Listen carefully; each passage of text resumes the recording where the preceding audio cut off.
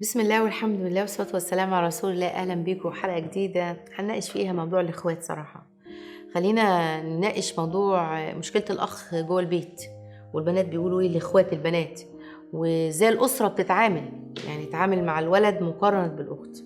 ما يجي تقول لي يا دكتورة أنا كرهت نفسي وكرهت أخويا وكرهت أبويا وامي بقى على فكره سبب المعامله دي، بتفضلهم. مش الام بس، ده كمان الام والاب والجده والخال كلهم يفضلوا معامله اخويا الولد عليا، لدرجه ان انا ببقى قاعده ويعني بيبقى مش عايزه اقول لكم امي هاتي الريموت، امي هاتي لي ميه، امي مش عارفه ايه. كمان صور التفريق اللي بتبقى جوه البيت كتيره جدا جدا. من اول توزيع الطعام وانا استحي ان انا اقول الكلام ده، لا ده لاخوك المناب الاكبر وانت المناب الاصغر. قومي هاتي لي كوبايه الميه وهي جنبه على الترابيزه، قومي اعملي لي الشاي اللي انت بقى اللي هتعملي الشاي، الريموت جنبه، قومي هاتي لي الريموت من على الكرسي اللي جنبه. والكلام ده طبعا ما يرضاش ربنا. انا حزينه، وحزينه ان انا في بيت واسره وعيله بتفكر بالشكل ده. لما تبعت بنوته مشكله زي دي، لما تبعت مشكله زي ديت، مشكله التفرقه، وان هي شايفه نفسها مهانه، وان هي شايفه نفسها لا ده احنا رجعنا بقى للعصر الحجري، فين بقى الإسلام وفين بقى تعليم الإسلام؟ وليه الأعراف في وسط الناس حتى اللي بيتقال لما قالوا دي بنية طربقوا البيت عليا وجابوا لي البيض مقشر وعليه السمن مية، ولما قالوا ده ولد انشد ظهري وانسند وجابوا لي البيض مقشر وعليه السمن عايمة. دي الحاجات اللي كانت بتتقال. هي الأعراف دي لسه موجودة؟ ده أنا بسأل، هي الكلام ده لسه موجودة؟ ما تبعت لنا بنت في 2022 مشكلة زي ديت؟ ده مشكلة، ده كارثة.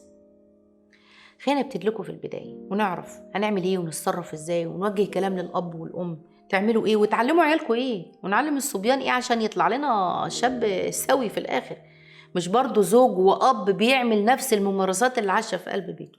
تعالوا اعرفوا معانا في حلقتنا النهارده.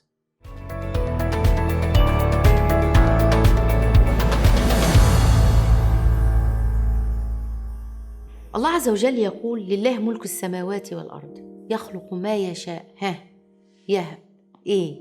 كلمة يهب دي اسم الله الوهاب، لمن يشاء إناثا بدأ بيهم سبحان الله، ويهب لمن يشاء الذكور.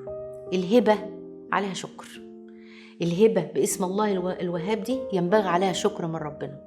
ليه؟ أما أنا أطلع على الشكر على نعمة ربنا اللي عطهاني، ده شيء طيب.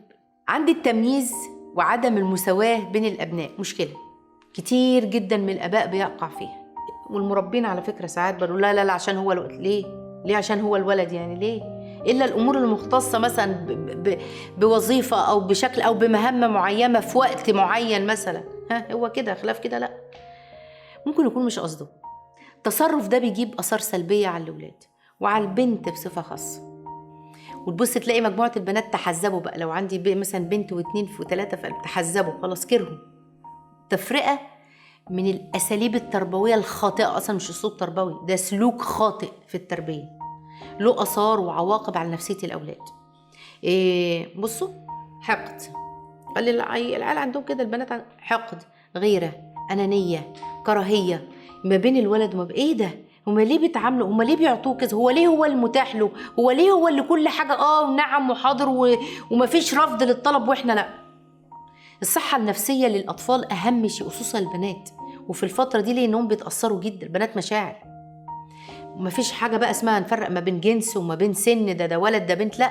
التمييز أصلا دي من عادات الجاهلية اللي جه الإسلام أصلا شالها وقال الكلام ده كرم المرأة وأعطى للمرأة حقوق وواجباته وخلاها كده جوهرة في قلب الإسلام، وأصل مبدأ العدل بين الرجل وبين المرأة. المرأة لها ذمة مالية، المرأة لها حق، حقوق، واجبات. المرأة تقول ولا نعم للزواج، محدش يقدر يجبرها على شيء.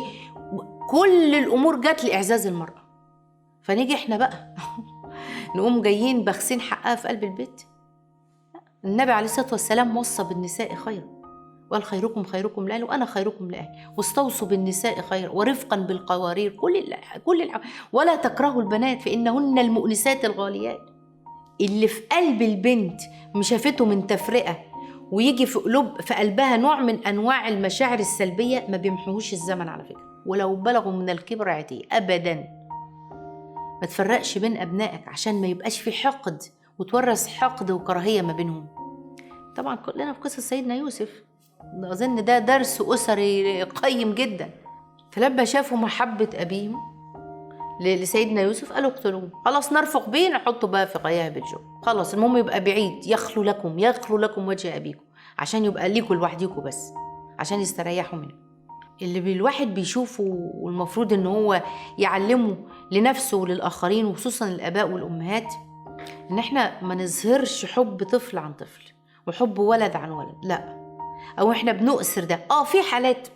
في حالات احنا يعني بيبقى فيه اهتمام من الاب والام شويه، مثلا بغض النظر ده ولد ولا بنت، حاله المرض، تعبان، فقد صاحبه، حصلت له امر معين مثلا كذا ومحتاج ان حد يتكلم معاه، بيبقى محتاج مراعاه شويه.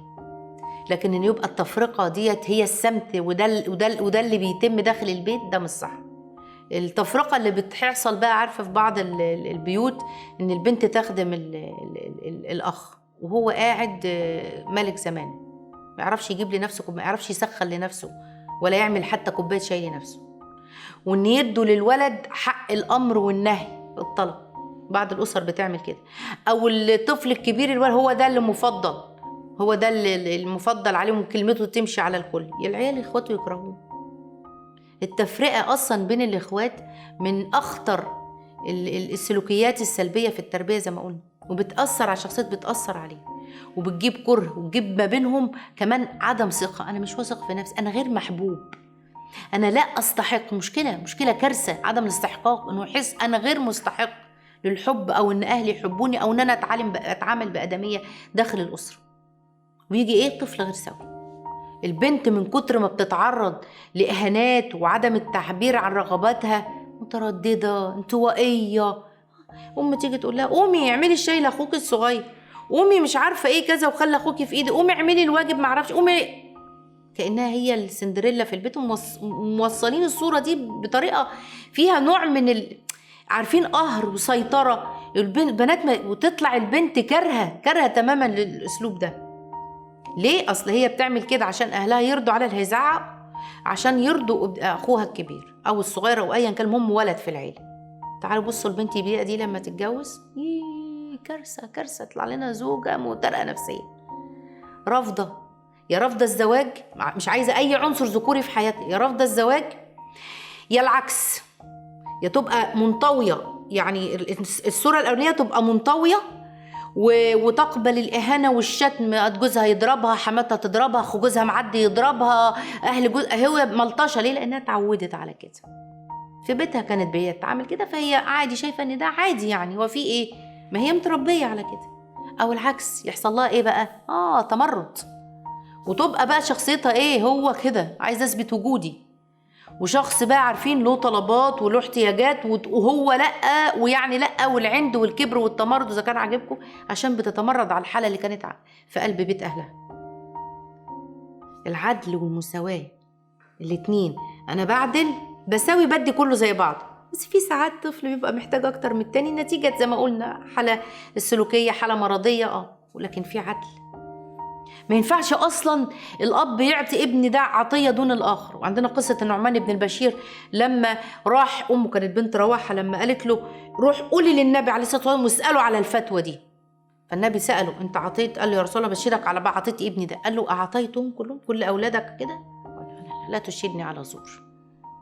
والحديث كلنا عارفين، لما راح وكذا وبتاع، قال له أنا وهبت ابني وأنا بشرك. النبي عليه الصلاة والسلام قال له يا بشير ألك ولد سوى ده؟ أنت عندك ولد سوى هذا؟ قال نعم.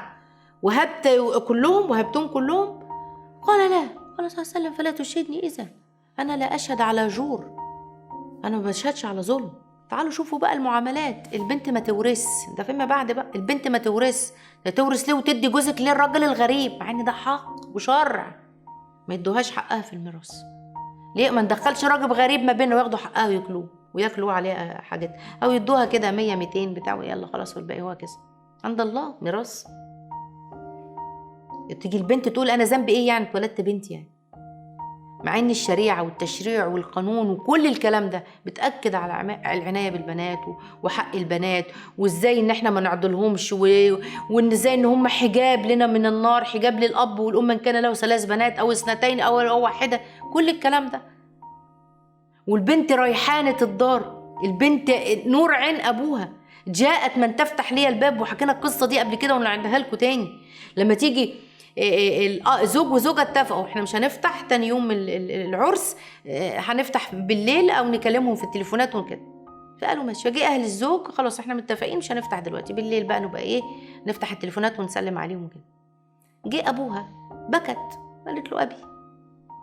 فالراجل ده لما العريس ده جاب 4 أولاد يعني يعمل لهم العقيقة بتاعتهم وعادي مفيش مشكلة. لما جت البنت عمل مضاعف العقيقة والصدقات ضعف ما كان بيعمل الصبيان. قالوا له ليه؟ قال جاءت من تفتح لي الباب. البنات المشاعر. لكن انت بتعمل ايه؟ انت بتقهرها. تفرقة ما بين الولد والبنت دي ثقافة الجاهلين، قيم خاطئة الناس بتتوارثها والعائلات بتتوارثها مع بعض والمجتمعات، وده مش صح. احنا عاملين الحلقة بتاعت النهاردة ديت عشان ايه؟ عشان ما يبقاش في تمييز لا في المعاملة ولا بين أعمال البنت وأعمال الولد وما بين عطى البنت وعطى الولد، ما ينفعش في تمييز. أما يجي التفرقة في بعض العائلات إنك كمان إيه ما تعلموش البنت، كفاية عليكي كده ما تتعلميش، مع إن البنت تبقى ذكية جدا، وإن الأمر ده هو للأولاد. خلاص أنت عليكي مهمة تانية إيه؟ الخدمة. فالبنت تكره، تطلع لي زوجة تقول لك إيه؟ تقول لك ماليش خدمة الزوج مش عليا. طب ما هو الصرف على، ما احنا لو عملنا 1 زائد 1 طب ما هو الصرف على عياكي ودوائك كمان مش عليك. ما بتعملش بكده، الزواج ما فيهوش 1 بس هي اتعاملت ايه؟ اتقهرت قوي، فهي بتتمرد بقى في الحياه اللي جايه بعد كده، فتطلع اسر غير سويه نتيجه للتفرقه. ونيجي بقى ايه الاب والام يقعدوا يكرروا كده على مسامع الاولاد: انت راجل، الراجل ما بيخدمش، الراجل ما بيعملش، وانت راجل ما تعيطش، الخدمه دي للبنات والمش عارفه ايه الحق. مع ان كان في خدمه اهلي صلى الله عليه وسلم. لا ده انت حبيب ابوك، ده انت وريث ابوك، ده انت اللي حامل اسم العيله، انت المدلل اللي كذا، ويطلع عيل مهترئ، عيل مش عايزه اقول الكلمه بالمصري بيتقال عليها ايه، او جيل شباب متسلط هو كده. واذا كان والاحترام هو انك تبقي تحت مني وانك تسمعي وانك مش شراكه بقى، مش شراكه بينه وما بين زوجته وما بين عياله، لا. وتبقى عاده ويلا بقى الجيل ده يورث للجيل ده والجيل ده يورث للجيل ده. بص يا بنتي، علمي ابنك المسؤوليه، وده وظيفه الام من الصغر. علمي ابنك المسؤوليه وعلمي ابنك المساواه. ده اختك، ما ينفعش تعلي صوتك على اختك، ما ينفعش تقول اللفظ ده والبنت، ما ينفعش. ساعد اختك، شيل معاها الاولاد، انت قوي ساعد اختك. اللطف والحنان. علمي ابنك. انا هقول لكم موقف. بنات مسافره وبعدين جم من السفر وقالوا ايه عاملين مفاجاه لاهاليهم، يعني جايبين دكتور هالة سمير معانا. والله انا المشهد ده شفته وانا داخله معاهم، هما مش قايلين لاهاليهم بس قايلين للام. مين اللي فتح الباب يستقبلهم؟ اخواتهم الصبيان. وحشتونا، الحمد لله على السلامه. والله العظيم انا يعني مثلا الام تستقبل البنات مش عارفه ايه كذا، لكن ان الاخين واقفين يستقبلوا الحمد لله على السلامه، وحشتوا، منور، البيت كان وحش من غيركم. تخيلي البنت داخله لاقيه اخوها كده. انا عايزه اقول لكم ان بتجيلنا كومنتس يقول لك ايه انت عايشه في المريخ يا دكتور. الكلام ده مش موجود، لا موجود لو عملناه، موجود لو سمعنا الحلقه دي وطبقناها، موجود لو ولد سمعني بيعامل اخته بحب وحنان بالشكل ده، حلو جدا. علمي ابنك ما يمدش ايده على اخته، قولي له عيب، مش من المروءه ولا من الرجوله انك تمد ايدك على بنات. واحكي له ازاي في الجاهليه ابو جهل لما راح ومد ايده على ضرب بها، قال والله اخاف اعير بها في العرب عشان ضرب السيده اسماء. علمي ابنك ان احنا في البيت عباره عن سفينه، كل واحد له دور، وقسمي المهام. يعني فتح الباب ده مين؟ ده على الرجال، قوم انزل اكياس القمام الرجال، طلبات البيت من بره الرجال، مش اخت قومي افتحي قومي كلمي وحاسبي بتاع الغاز ايه ده.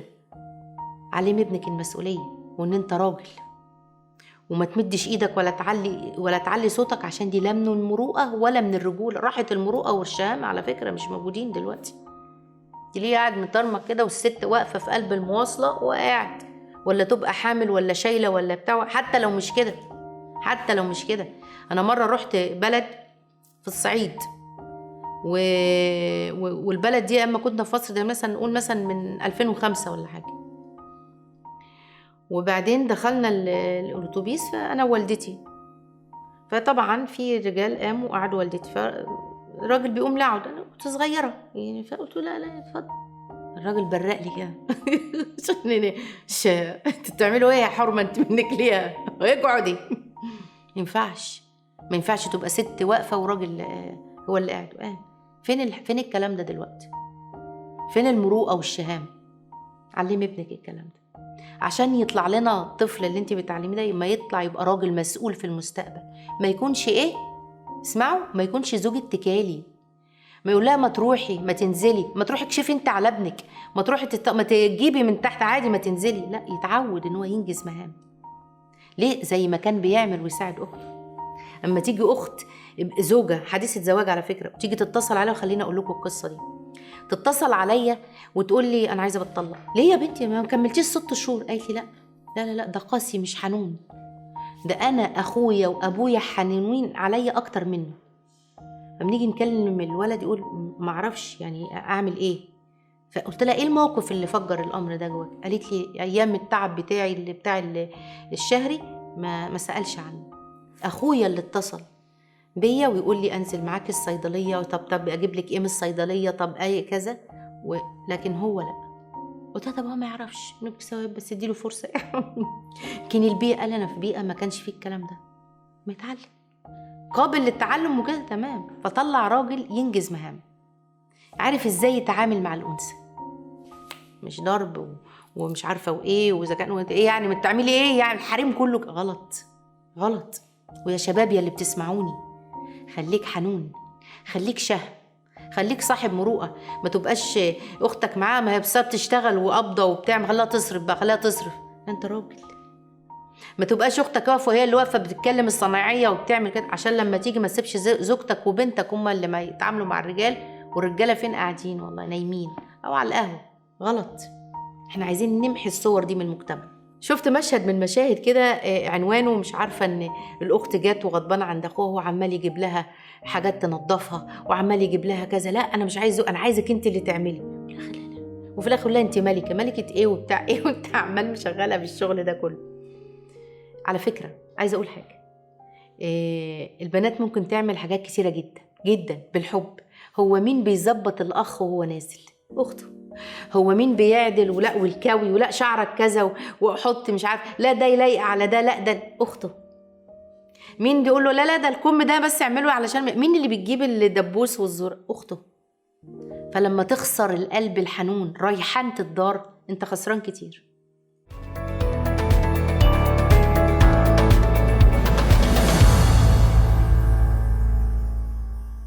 لما نيجي نتكلم أهمية العدل بين الأولاد، 6 حاجات على فكرة، 6 حاجات، وخلوا بالكم منها واكتبوا ورايا، الحلقة دي كلها أنا عايزاكم تكتبوا وتراجعوا الحلقة دي تاني وتعيدوها مرة و2 و3.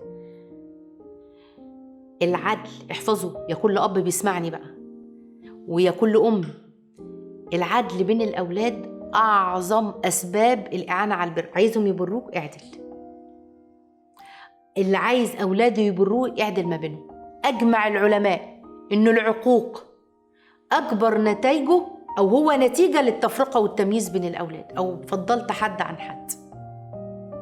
هو اللي بيتعب لو الأب تعب له، مين اللي بيشيل ومين اللي يروح؟ البنت. حتى لو الجواز تعيط لزوجها تقول أروح لأبي. تاني حاجة إن العدل بين الأبناء بيلغي مظاهر الانحراف. يعني إيه؟ ما يبقاش عندي انحراف في السلوك أو نفسية كرهة أو حقدة، لا مفيش حسد، مفيش كراهية، مفيش خوف، مفيش انطواء، مفيش تقعد تعيط بالليل، مفيش تستنى كلمة حنان حتى لو من حب حرام بره، لا. مفيش مشاجرة ولا عصيان ودايما واقفين لبعض على الواحدة، لا. مفيش شعور بالنقص عند البنت ان انا في حاجة غلط او انا عشان بنت فانا وضعي كده، لا.